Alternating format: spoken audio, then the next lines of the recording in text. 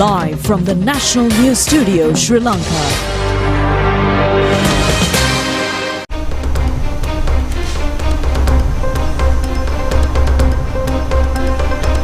Hello there, good evening and a warm welcome to the national news telecast on Sri Lanka Rupavahini, bringing your top stories for tonight. I'm Sahal.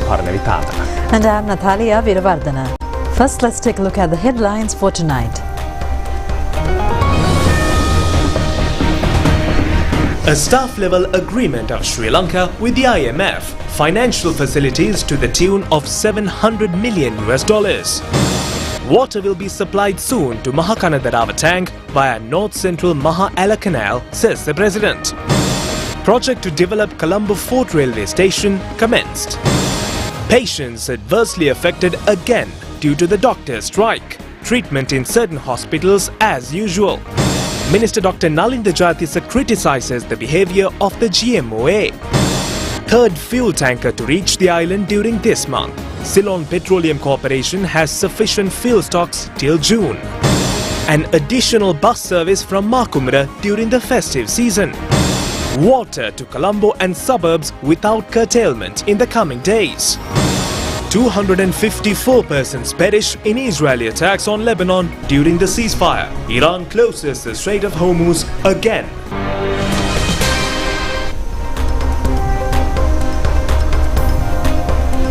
And in your top local story for tonight, a staff-level agreement has been reached between the International Monetary Fund and Sri Lanka, successfully completing the 5th and 6th combined reviews conducted under the Extended Fund facility. Upon arrival by the Executive Board of the Fund, Sri Lanka will have the opportunity to obtain financial facilities amounting to nearly $700 million. A delegation led by the IMF Mission Chief for Sri Lanka, Evan Papagio, has been engaged in a visit in Sri Lanka since 26th of March to review the financial program. During the visit, discussions were held with high-level government representatives and various parties, including President Anurakkumara Dissanayake, Deputy Minister of Finance Dr. Anil Jayantha, and Central Bank Governor Dr. Nandalal Veerasinghe. The objective was to review the country's economic progress and the reform process. The IMF delegation held a press conference in Colombo today to announce the observations and agreements reached. Mission Chief Evan Papagio's view was that the Sri Lankan economy has achieved positive growth even during a very difficult period. In terms of the growth outlook, so this is a difficult question to answer because significant uncertainty, especially external conditions that are affecting core functions of the economy. You're right, in December of 2025, during the time of the rapid financing instrument, we had taken growth down to 2.9%. In the interim, because of later data and because of some resilience we had seen in the economy, we had increased our internal forecasts. And prior to the Middle East shock, we were looking at keeping growth at a higher level. Now, with this shock, we need to take another careful look and seeing a little bit, especially through these propagation channels of trade and of remittances and of tourism. We need to consider them carefully for how this should be reflected. But we will have more to say on this soon. The delegation points out that the country's economy achieved a growth of 5% in the last year, 2025, and inflation remains at a favorable level of 2.2%. They also mentioned that the country's official reserves has grown to $7 billion by the end of last month. The IMF states that the economic progress achieved by Sri Lanka is commendable, even if the phase of impacts extended on the country's economy by the Middle East conflicts and Cyclone Ditwa. In particular, the necessity of public revenue management, increasing tax compliance, and strengthening social safety nets to protect the poor was emphasized. The IMF delegation pointed out that the 2026 Reform Action Plan and anti-corruption measures presented by the government will further consolidate the country's economic stability. Once the Executive Board approval is received for the new installment under the $3 billion extended fund facility approved for 4 years, the total financial facility received by the country will be $2.4 billion. President Anurakkumara Dissanayake says that no matter what crisis arises in the world, Sri Lanka would not face a food crisis due to the exceptional commitment of the country's farming community. The President has shared these views while participating in the national Alut Sahal Mangalaya held at the Jai Sri Mahabodhi in Anuradhapura. The national Alut Sahal Mangalaya is being held for the 59th time this year. The theme for this year's event is gathering together in the farmland to build a food-secure nation. Marking the commencement of the festival, the ritual of Kiri Itiravima was performed at the 4 gateways around the Jayashree Mahabodhi yesterday morning. This was conducted under the patronage of the Atamasthanaadhipati, Chief Sanganayaka of Nuwara Eliya, Most Venerable Dr. Pallegama Hemarathana Thera. President Anurukumara Disanayaka and several ministers were the first to offer fresh rice to the sacred bowl. Following tradition at every new rice festival, the indigenous community offers pure bee honey to the Jayashree Mahabodhi. The indigenous community leader Uruwarige Vanilatho handed over the bee honey to the president, who then offered it to the Mahasangha. Thereafter, as per tradition, ghee and jaggery were presented to the president to be offered to the Jayashree Mahabodhi. These were handed over by the Basnayaka Nilame of the Sabaragama Mahasaman Devalaya, Sanka Mapitigama.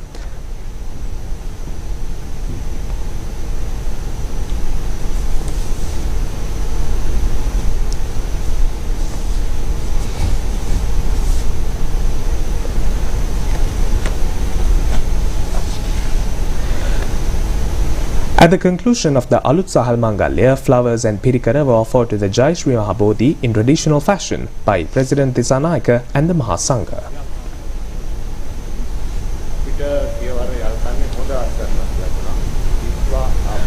Minister K.D. Lalkantha stated that they had received a very bountiful harvest during the past Maha season, which had brought prosperity to the farming community. He acknowledged that it had not been without challenges, as they had to battle adverse weather conditions and natural elements. He mentioned that despite the climate-related difficulties and disasters, they were able to achieve success in the Yalla season due to the leadership, guidance and swift intervention of the President. He expressed his gratitude to the farming community for their contribution. He further explained that they had also faced issues related to the global situation, particularly fuel shortages.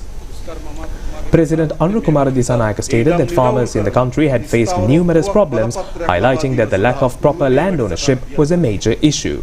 He explained that under the leadership of the Minister of Agriculture, the government had launched the Urumaya program to resolve land ownership issues by providing permanent deeds and permits, thereby ensuring land rights. He noted that while there was much discussion about sustainable development, the country's ancient tank system represented one of the greatest examples of it. However, he expressed concern that modern society was destroying small and medium-scale tanks, which were vital for sustainability. He pointed out that although around 32,000 tanks had been built by ancient kings, only about 14,000 remained today. The President remarked that many tanks that existed in the past had now disappeared and stressed that it was the responsibility of the present generation to protect the remaining systems. He assured that as President, he and the government would support all efforts by the Ministry of Agriculture to safeguard them. He also explained that a major project, the North Central Great Canal, had been initiated to transport water from the Central Highlands to the North Central Province. He said that the project aimed to carry water from Moragahakanda to Mahakanadarava, with plans to complete the tunnel and canal up to Eruvava soon. He added that the section from Eruvava to Mahakanadarava had already been completed and that they expected to supply water to the Mahakanadarava tank within their first term. Project to improve passenger facilities at the Colombo Fort Railway Station commenced today under the leadership of Prime Minister Dr. Harini Amarasuriya. A sum of 2,162 million rupees will be spent for this project under financial grants of the Asian Development Bank and the government under this. A new 3-story building will be constructed which will provide necessary services for the passengers. In addition, the old passenger iron flyover system established inside the railway station will be newly constructed. New technology e-gate facility is also to be introduced for the passengers who are entering and exiting the railway station by this project. It has been planned to complete the project in 15 months. Minister Bimal Ratnayaka and a number of people's representatives joined the occasion. Prime Minister Dr. Harini Amarasuriya stated that the National People's Power plays significant importance on transport policy within its border policy framework. She explained that a country could not be considered developed without a sophisticated public transport system, adding that such a system needed to be user-friendly, easily accessible and carefully planned to meet the needs of the public. She noted that although the focus was long overdue, the current attention being given to the sector was crucial. She further explained that government funds had been allocated for the initiative and that savings from a previous project funded by the Asian Development Bank loan were being utilized. She emphasized that the project demonstrated how financial discipline and effective management could maximize the impact of public spending. The Prime Minister also stated that developing a strong public transport system was essential for guiding the country towards sustainable development. She remarked that if such measures had been implemented earlier, the country would have been in a stronger position to face the current fuel crisis arising from global conflicts.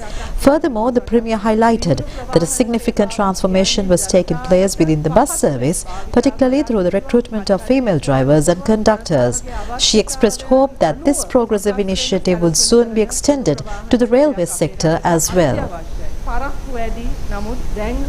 In more local developments, large numbers of patients have been subjected to strenuous difficulties as a result of the work stoppage recommenced by the Government Medical Officers Association.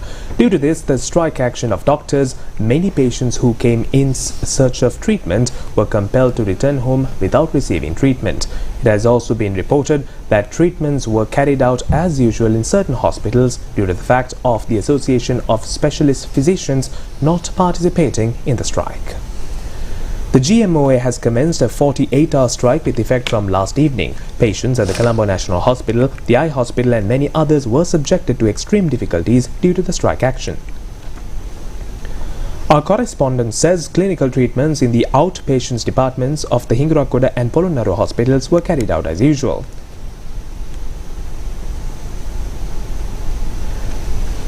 OPD sections in the Kandy and Badulla hospitals were also reported to have functioned normally.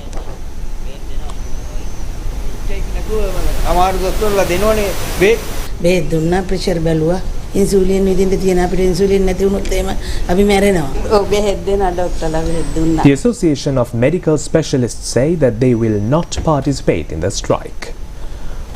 Dr. R. Gnanasekaram, Secretary of the Medical Specialists Association, stated that all the specialist doctors who were members of the Association of Medical Specialists were performing their normal duties and they did not support the strike. He emphasized that for the sake of the patients, all specialist doctors were providing normal specialist medical services. All Ceylon Government Medical Officers Association also says that it does not support the work stoppage and urges to resolve the problem speedily through discussions. Central Committee member of the association, Dr. Anjula Herath, said that what the striking doctors were doing was not fair. She added that the strike had been launched over a problem regarding the appointments of post-intern doctors and also said that continuing the strike was unfair. She mentioned that doctors were working in many places and earnestly requested the striking doctors to intervene and provide treatment without causing suffering to patients because carrying out a strike over such unreasonable demands was causing hardship to patients. President of the association, Dr. Krishanta Dasanayaka, stated that the Government Medical Officers Association bore the responsibility of reaching a resolution to end the strike without further delay. Between Iran and America, amidst the existing temporary ceasefire, 254 people have died within the past 24 hours from attacks launched by Israel on Lebanon. Accordingly, a national day of mourning was declared in Lebanon today. Meanwhile, crude oil prices in the Asian market rose again with the risk of Iran-US ceasefire collapsing due to Iran reclosing the Strait of Hormuz yesterday evening. Regional tension has arisen following Israeli Prime Minister Benjamin Netanyahu's statement that the ceasefire does not apply to Lebanon. It is reported that the Israeli Air Force attacked about 100 targets in Lebanon, including capital Beirut, within 10 minutes. Due to complete destruction of many large buildings in southern part of Beirut, relief teams have had to exert great effort to rescue civilians trapped among the debris. Lebanese Prime Minister Nawaz Salam states that the conduct of Israel is violation of international humanitarian law. Similarly, Iran points out that excluding Lebanon from ceasefire is a breach of the conditions agreed upon by America and Israel. Furthermore, French Foreign Minister Jean-Noël Barrot stated today that the ceasefire existing between America America, and Iran should apply to Lebanon as well. However, American Vice President J.D. Vance states that they have not given any promises regarding Lebanon. He further emphasized that Iran must decide whether or not to allow the ceasefire negotiations to collapse. Meanwhile, British Foreign Secretary Yvette Cooper, making a special statement today, says that steps must be taken to reopen the Strait of Hormuz for the sake of global maritime stability. Although Iran had taken steps to reopen the Strait of Hormuz with the establishment of the ceasefire between Iran and America, Iran took steps to reclose the Strait of Hormuz due to a series of massive attacks launched by Israel on Lebanon. Foreign media reports that a massive fire broke out an oil refinery located on Iran's Lavon Islands a few hours after the ceasefire agreement was announced. The refinery was sustained heavy damage from the attack, and Iranian authorities are describing this as an enemy attack. Meanwhile, in response to the Israeli attacks, the Hezbollah organization has also launched rocket attacks on settlements in northern Israel. Syria and the international community also condemn these attacks. Requests are being made for the United Nations Security Council to intervene in this immediately. By now, anti-war protests are also being organized in various cities around the world. People gathered at Times Square in New York City are urging for the attacks launched on Iran and Lebanon to be stopped immediately. The Iran Ministry of Health confirms that 2,076 people have died and about 26,500 people have been injured in Iran from the war that lasted 40 days. It is mentioned that 26 people have died and about 7,400 people have been injured in Israel. From the attacks targeted at American military bases in the region, 13 American soldiers died while about 200 people were injured. American President Donald Trump has warned that he will impose a 50% import tax on countries supplying weapons to Iran. It is significant that he announced this decision through his social media account even before a few hours had passed since agreeing to a 2-week ceasefire with Iran.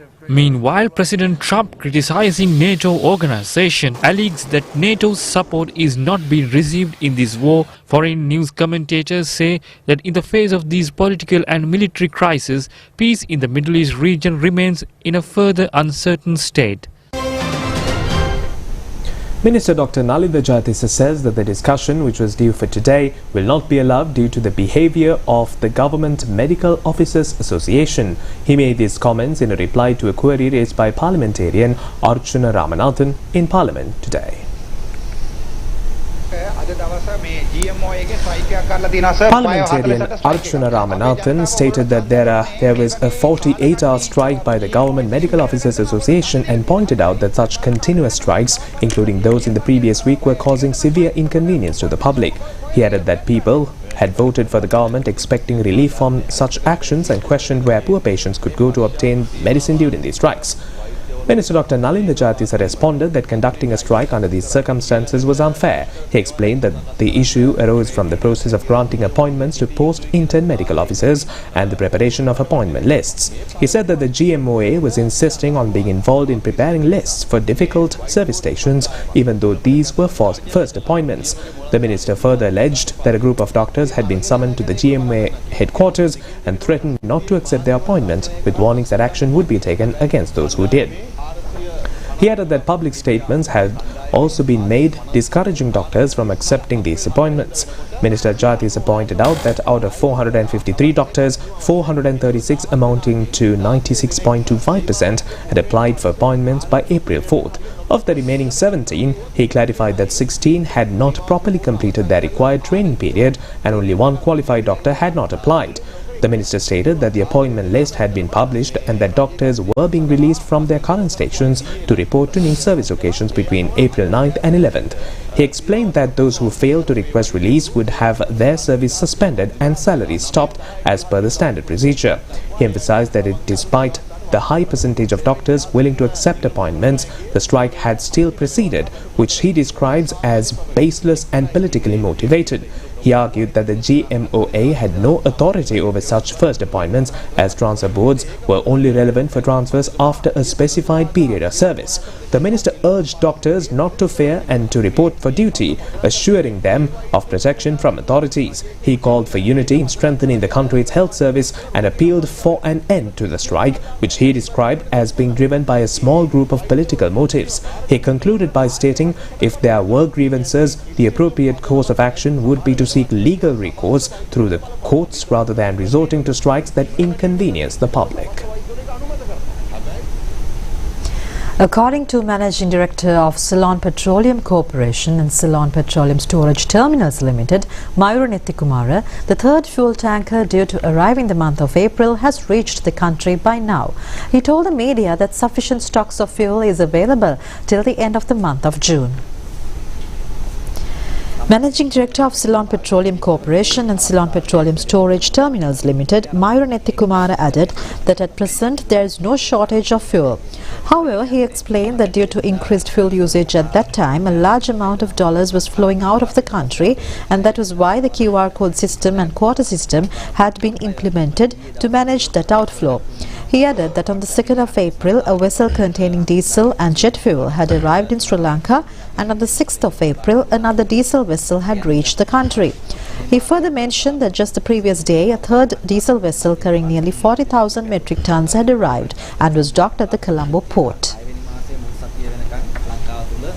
Additional buses are being deployed from the Makumbara Multimodal Centre until the conclusion of the New Year festive season. The special transport service has been jointly implemented by the Sri Lanka Transport Board, the National Transport Commission and the Western Provincial Council. D.M. Vettasinghe, Assistant Manager of the Makumbara Multimodal Centre, stated that buses would begin operating from 5 a.m. and the services were being provided for the convenience of the incoming and outgoing passengers. He added that passengers were advised to prepare for their travel as early as possible. A media briefing to educate the parties concerned to minimize the occurrence of accidents during the New Year festive season was held at the Government Information Department today. Dr. Srini Alahaperume explained that improper dietary habits and a lack of physical activity contributed to non-communicable diseases. She further noted that alcohol and tobacco consumption tended to be very high during the Sinhala New Year season. She advised the public to enjoy the festivities but to avoid overindulgence.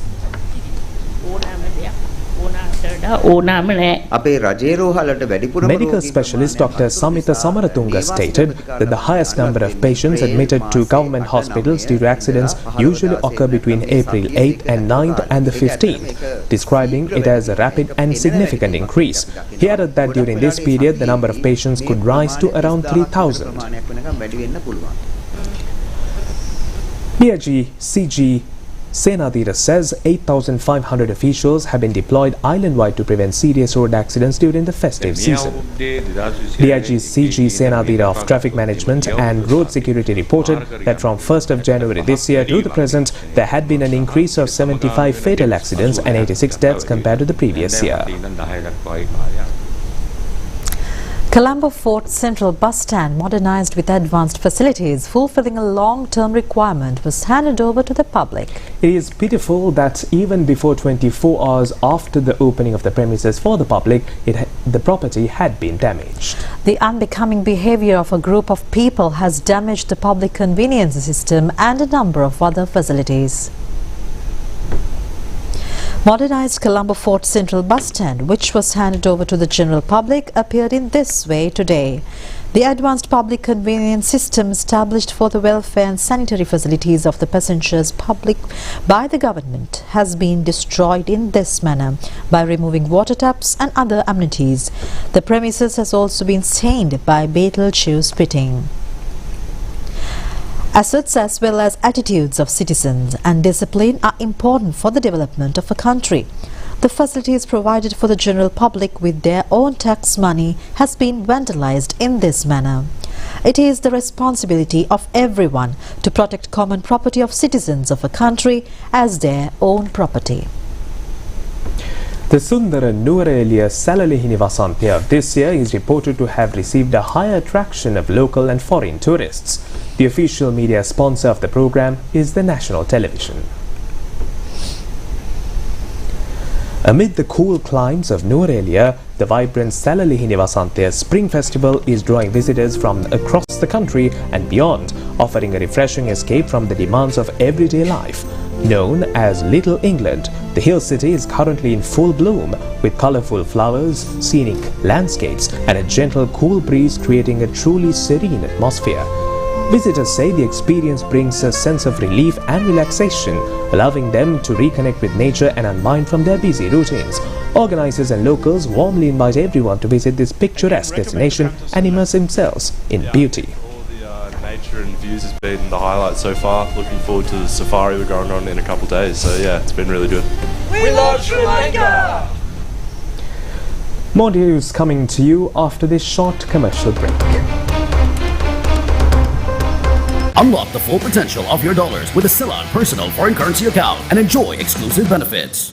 නාගරික ගෙවත්තක එහෙම නැත්නම් අපේ තියෙන මහල් නිවාසෙක උනත් හදන්න පුළුවන් ක්‍රමවේදයක් තමයි මේ බඳුන් ගත ඉඟුරුව ගාව කියලා. නමුත් මේක සරලව ගත්තොත් එහෙනම් මෙතන මේ බඳුන් මිශ්‍රණය සකස් වෙලා තියෙන්නේ කොම්පෝස්ට් කරදහයිය සහ මතු පිටපස් කියන කොටස් වල එකතුවක්. මේකට ටිකක් වියලි කාලගුණය සහිත ප්‍රදේශයක නම් අපි ඉන්නේ කොහොපත් යම් ප්‍රමාණයකුත් එකතු කරගත්තට කමක් නැහැ. ඉතින් මේ විදිහට සකස් කරගත්ත බඳුනකට අපි සාමාන්‍යයෙන් මේ අපි මම දැන් අද තෝරගත්ත රැංගුන් වර්ගයේ මව් බීජ ටිකක් තමයි ඉඳන් හැදුවේ. රන්නරු නැල්ල ස්වයං පෝෂිත දෙයක් සාරවත් හෙටක්. Live from the National News Studio, Sri Lanka.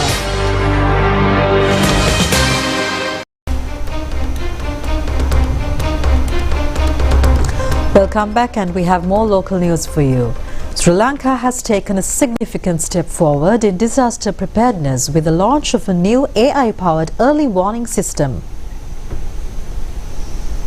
The Disaster Management Center has unveiled a state-of-the-art early warning and decision support system to minimize the impact of climate-related disasters. Funded by the World Bank under the Climate Resilience Improvement Project and developed with CELT and Millennium IT, the platform integrates real-time data from over 50 agencies, including Department of Meteorology, National Building Research Organization and Irrigation Department. Using artificial intelligence, the system analyzes complex data to generate accurate forecasts and support rapid emergency response. Key features include a unified data platform, public communication tools, and systems to manage emergency operations and coordination. Accessible via computers and mobile devices, the platform ensures timely information reach communities nationwide. Authorities say more agencies will be integrated in the future to further strengthen disaster resilience. Under the CRESS Climate Resilient Multi-Phase Programmatic Approach, known as CRESS MPA, with the support of World Bank, Sri Lanka has taken significant step towards enhancing national resilience through the establishment of decision support system. For a long time, there has been a recognized need within the Disaster Management Center for such a system, one that can bring together data, analysis and timely insight to support effective decision making during disasters. This initiative was conceptualized even prior to the recent incident, reflecting our commitment to proactive disaster risk management rather than reactive response. As required in public sector project, we carefully followed all government procedures to ensure transparency and accountability through this process. Millennium IT and Celata has been selected as the implementation partner. That this project is not merely about introducing a technological solution.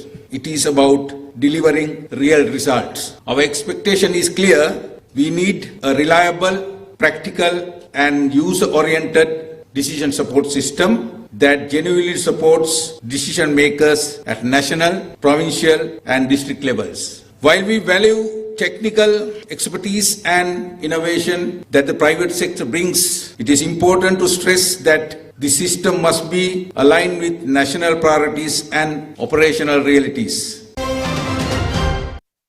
National Water Supply and Drainage Board says that it will take steps to provide water without any restrictions to Colombo and suburban areas during the festive season. The board adds that this step has been taken to facilitate the people to celebrate the New Year without any difficulty. Chairman of the National Water Supply and Drainage Board, Chandana Bandara, said that a plan had been introduced to limit the water supply for 12 hours a day by dividing the high-level road area from Homagama to Hangwella into 5 sections. He said the measures would be in effect from April 2nd to April 10th and expressed confidence that the restrictions would be completely lifted by April 10th. He further noted that during the festival period from April 11th to 14th, efforts were being made to ensure an uninterrupted water supply without any restrictions. The Colombo Stock Exchange ended today's trading negatively. The all-share price index closed at 21,844.54 after falling by 73.06 points, which represents a 0.33% change. The S&P SL20 index closed at 6,076.18, down by 14.32 points and 0.24%. Total market capitalization at the close of trading stood at 7.823 trillion rupees. Market turnover for the day amounted to 2.97 billion rupees with 133.35 million shares traded.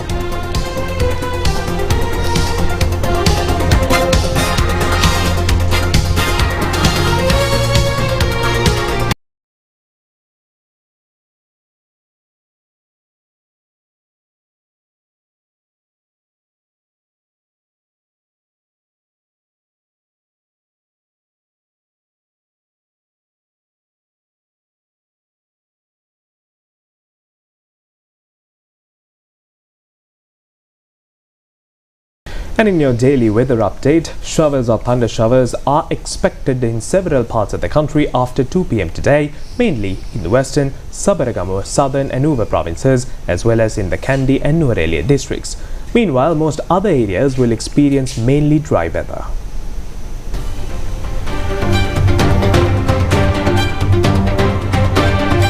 Misty conditions are likely in the early morning in parts of the central, Sabaragamu and Nuwara provinces and in Nampara. The public is advised to take precautions against strong winds and lightning during thunder showers. In addition, the sun will be directly overhead in parts of Sri Lanka during this period, with areas such as Nagavilua, Galgamua, Sigiriya, Palugasdamana and Mankarni experiencing overhead sun around 12:11 noon tomorrow.